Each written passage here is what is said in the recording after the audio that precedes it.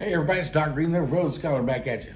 Today we're going to talk a little bit more about BRICS. I know y'all are probably getting tired of hearing about it, but I get more and more questions, so I'm going to address some of these again, or as we go on. Today's post I said was going to be about the political side of BRICS and what they're doing around the world and how it's affecting America's, I will say, influence, or the supposedly democratic influence around the world, and capitalism around the world. If you've been watching, and I hate saying if you've been watching the news, you might realize that European leaders are meeting with Chinese leaders about borrowing money, investments, growth, economic growth, and things like that. Just today, and I'll show you in a clip here in a minute, I'll interrupt this and show the clip, come back. French President Emmanuel Macron says Europe should reduce its dependence on the US dollar. That's after his recent visit to China and his meeting with Chinese regime leader Xi Jinping. President Macron cited a risk of Europe getting caught up in crises that are not its own. He said that would prevent it from building its strategic autonomy. CCP officials back Macron's concept and often refer to it when meeting with European officials. Macron traveled to China with a 50-strong business delegation. It included Airbus and nuclear energy producer EDF. The companies signed deals during the visit. The French president says Europeans need to ask themselves if it's in their interest to accelerate a crisis with Taiwan. Macron says Europeans must not follow the U.S. agenda and a Chinese overreaction. Came back from China after meeting with Chinese leaders and got on international television and said Europe needs to quit depending on America so much and start looking at investments with China and other countries of the BRICS economic pact.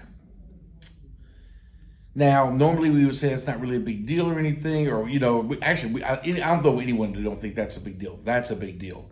One of our NATO allies, and it's not just France doing it. France done it. Italy's meeting with them. Who else met with them? The leader of the EU is meeting with them. The president of Spain has met with them. And they're all coming back with basically the same thing, saying we need to move away from the dollar and start trading in the yuan, the Chinese yuan currency. Now, a lot of us call it the yen, some call it the yuan, some call it everything. It's the Chinese currency. So how is this affecting us politically? Well, if they want to invest over there, that's their right and everything. And it's true, it is. But it shows how bad America has fallen off over the last, I want to say, 15 to 20 years. Now, we are just now noticing it, most of us out here. Some people like me have been studying the BRICS problem since it started. I even had a video about it years ago, but got called a conspiracy theorist. But now it's starting to hit the news. The news cycle is starting to report on it. And it's not just CNN or, you know, all the New York Times, it's Fox. It's both sides of the political spectrum, which I consider all pretty much fake news. Both sides lie like crazy. So you got to kind of understand and go a little bit deeper and go past what the news is showing. To me, when the news shows something, I go back and start reading articles about it if I'm interested in it, and try to look up articles on Google or something from a couple of years ago, at least a year before the news starts reporting about it. I learned to do this back whenever I first got it. I've been a political science major, but when I first started getting on videos and start talking about it, that's when I learned to go back and read articles about the historical part that led up to why the news media is reporting on it. But here is the political influence of Europe talking to China. Now, some of us believe that Taiwan is a country of its own, even though no one has ever recognized China as officially recognized China as a country of its own. It has always been a territory of China. People say, well, China didn't do anything with it for 70 years. It doesn't matter. It's still a territory of China's, legally, technically, whatever. But America gets a lot of products and microchips and all this kind of stuff, semiconductors and everything from China or from Taiwan. So we do not want China all of a sudden taking an interest in Taiwan. But Taiwan is China's.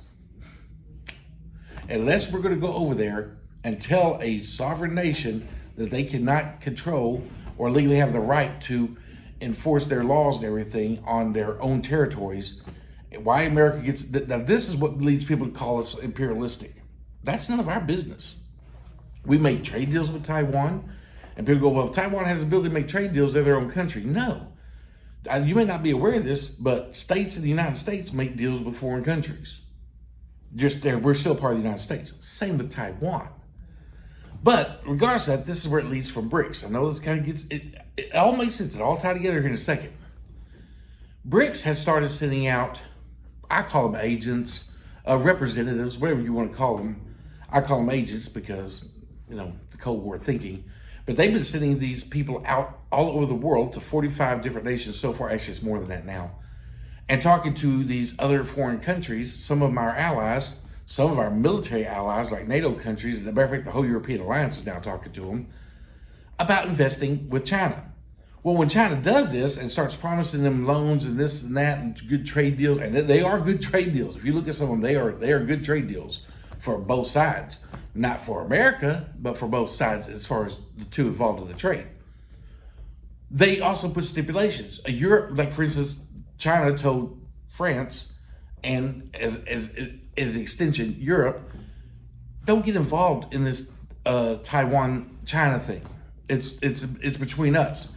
And a lot of the European nations go, yeah, that's none of our business. They're right. It's a territory of China's. That's none of our business. While America is trying to drum up support for Taiwan. It's hard to drop support for something that is legally wrong. And these European nations are pointing it out. And China is making trade deals with them to strengthen the bond to make sure that we don't get a coalition to go defend Taiwan. America's trying to, you get, both sides want Taiwan. We've seen Democrat leaders go over there, and we get mad at them for going over there, those of us that are conservatives. And then we've seen Republican leaders and conservatives go over there. And then it's all of a sudden it's a great idea. That's where that political football field game comes in. If it's okay for one side and it's good for America, it's okay for the other side, it's good for America, whatever.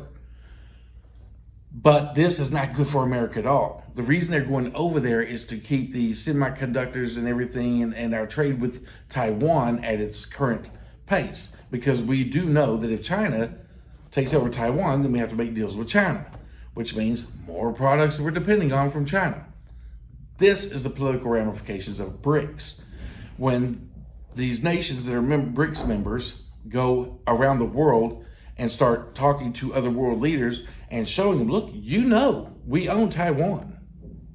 Just like the other day, I talked about the prosecution of Donald Trump and not the prosecution of Hillary Clinton. Well, they're doing the same thing, and America's giving them all the ammunition. Now they're going around to all these world leaders going, Taiwan is ours. It has been forever. And they show all the documentation. They can even show documentation where America recognized Taiwan as a part of China. But now all of a sudden America wants to change their mind because they're getting this good deal and everything, and they're showing this as evidence. And it is. It is cold, hard fact evidence. The rest of the world, these other world leaders look at America going, no, you're wrong on this. And America's like, no, we're a world leader in this. We're not a world leader anymore. I know that's going to piss a lot of you off. I know it's going to hurt a lot of you feelings. Well, if we collect all the debts that they owe to us, right now that is such a big offset that that's almost impossible. Well, we just never collected on our world. I hear old people talk about it. They owe us money for World War II and this. If you go back and look at all the trade and everything, you're never going to get that money back. It's gone.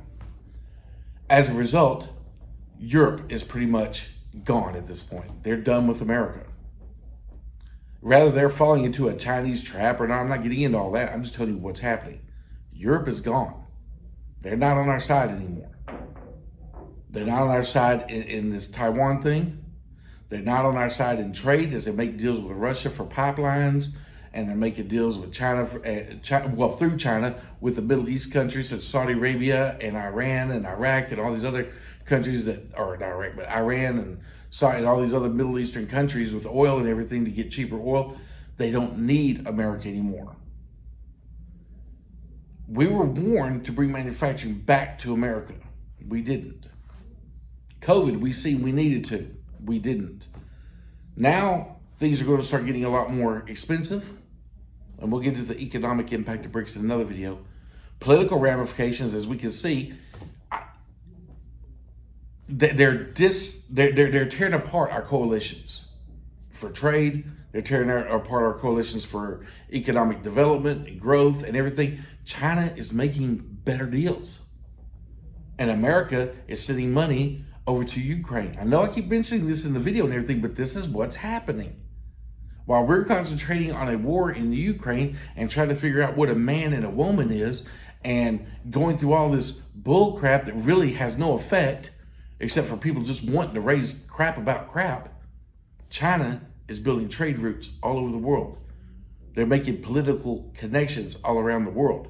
They're taking our allies. Our allies are teaming with communist China, which isn't really communist. We just like to call it that, but they really are yes, there's some state-run things, but there's a lot of private-run things. It's a very democratic communist combination. And China is kicking our butts at it. Russia's keeping us busy in the Ukraine and making deals with Europe also. So we're losing a lot of our influence, not just Europe, Africa, which I talked about in the other videos. These are the political ramifications. Pretty soon, America could get blocked out of world trade. And we have become so dependent on these foreign nations and everything for our own products, our food, our energy, oil, our consumer goods. Pretty much everything's made in China or Taiwan. We all know that. Apple phones, everything else. We became so dependent upon them that if they ever shut off trade with us, what do? We've sold technology or parts. Well, that's not really right. We've sold mineral rights that go into guiding systems of our missiles to a foreign power. If they decide to shut it down, we don't get it. Simple as that. So yeah, these are the political ramifications that are coming along with BRICS. We're losing our influence all over the world. And BRICS is showing hypocrisy on America's part. And we may not like to say that. And we go, yeah, but look what China's doing. Yeah, but they're not being hypocritical about it. They tell you there's no protests over there and the students run out in the streets over there. They go out there and they'll start tear gassing them for a little bit. If they don't move, they'll start shooting them. We've seen Tiananmen Square and all that stuff before. We know what happens.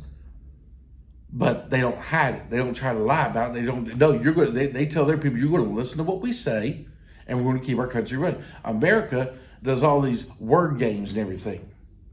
And we talk about, they're violating human rights.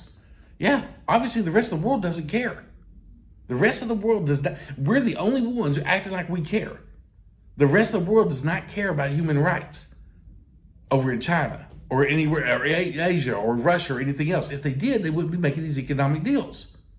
While America's concentrating on these human rights things, they're moving their economic system right around us. And pretty soon, they'll be in a position where they just tell America, you know what, you're getting nothing. And they don't have to set up blockades around us. They just quit shipping it to us. They made all these trade deals around the world. America could effectively get cut off. And whereas they were saying just a few months ago that it will be 2025 or 2030, and that China will have 50%, or not China, BRICS will own 50% of the GDP, because of the pace that China is moving now, they've moved that up to about 5 years from now. So we're looking about 2028 that they could own 50% of the GDP. Meanwhile, Americans just keep going on about our la-di-da, like our heads are in the cloud, our heads are in the sand, whichever way, like everything's going to be fine. We just need to wait it out. I'm going to get into the economics of it on the next video, but I'm going to explain why this is like no economic situation we've ever faced before. But anyway, this was about the political view on it. Now you can see how the politics around the world are ganging up on America. Talk to you later.